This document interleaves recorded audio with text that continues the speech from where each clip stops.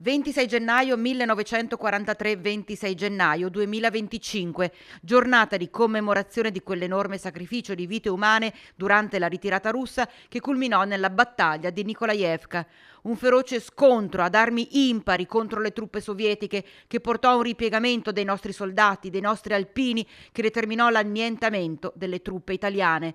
Morti in migliaia, feriti, congelati, dispersi, fatti prigionieri, fu una strage causata ancora una volta dalla follia, dalla brutalità, dall'orrore della guerra. E anche a Cassola si è voluta ricordare quella sanguinosa data del 26 gennaio, 82 anni dopo, frutto di una decisione scellerata che si tramutò in esempio di forza, coraggio in tutta la disperazione dei nostri soldati. Retrocedendo per 200 chilometri, trasformarono le loro sofferenze in determinazione, in disperato coraggio.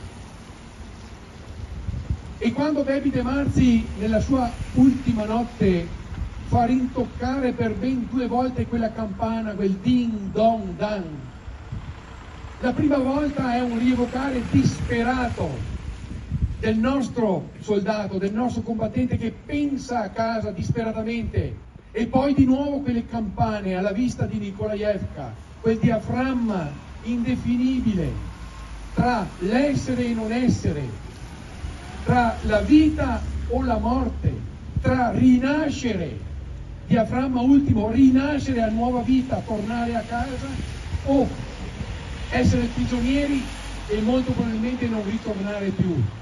Ecco quello slancio generoso guidato dal generale Reverberi con quel tridentina avanti a indicare o adesso o mai più, per tornare a casa. A casa, da 61.000 che erano all'inizio del ripiegamento, ne ritornarono poco più di 13.000.